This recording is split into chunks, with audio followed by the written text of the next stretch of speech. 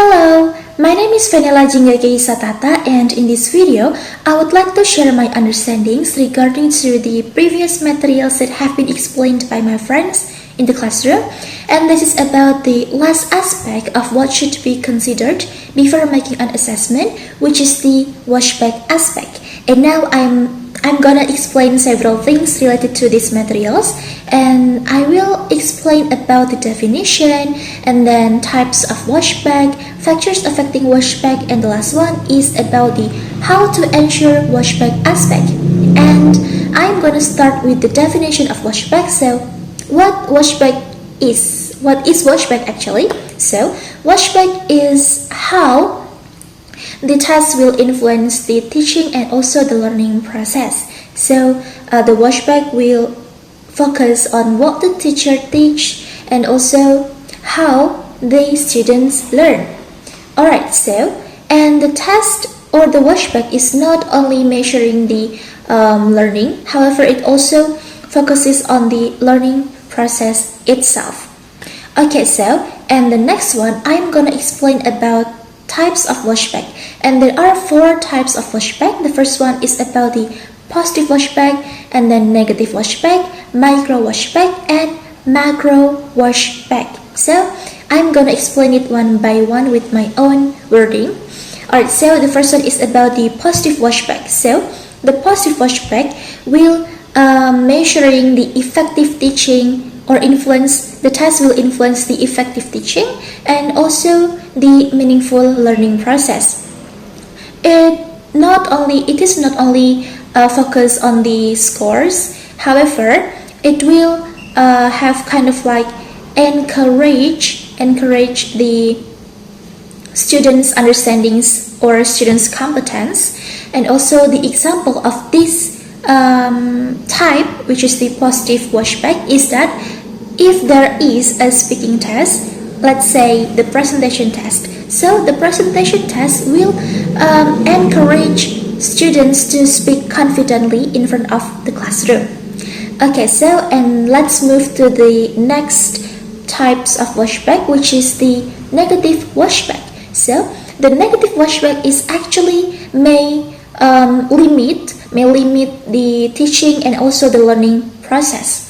Okay, so it only focuses on how to pass the test itself. So however, it encourages the memorization and also the test tricks. The example of this negative washback is that if there is a grammar test, so the grammar only test will make students to use their understandings or to use their memorization about the grammar rules itself. And the next one is about the micro washback. So what is the micro washback?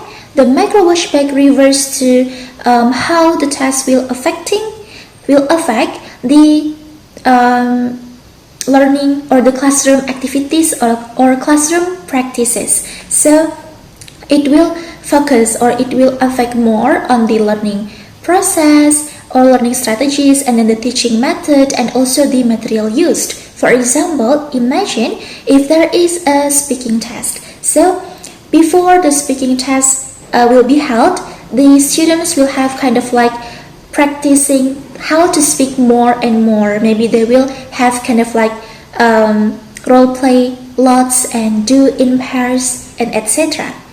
And the last type of washback is that the macro or macro washback. So it refers to how the test will influence on the wider educational system. So it will affect more on the curriculum design and also the educational system or educational strategies and also the school prioritize. Okay, so here the example of this micro washback is that about the national exams of national test will shape the curriculum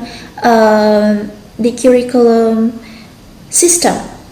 Okay, so now let's move to the factors affecting the washback. I'm so sorry. The factors affecting washback. So the factor affecting washback, there are 6 factors. The first one is about the test stakes. the test takes is, which means that the important test has stronger impacts.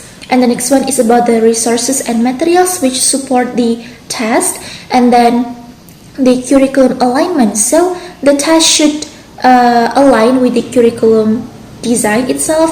And the next one is about the feedback from the assessment.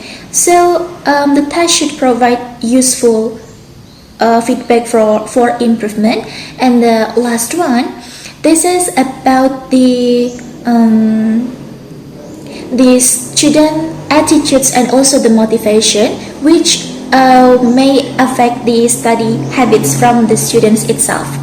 And the last explanation, it will be about how to improve the washback. So how to ensure the washback? There are 6 ways of how to ensure the washback. The first one is the tests have to align with the learning goals, and the second one is use authentic tasks, and then focus more on the communication skills, and then provide or give useful feedback, and then use various types of assessment. And the last one is about the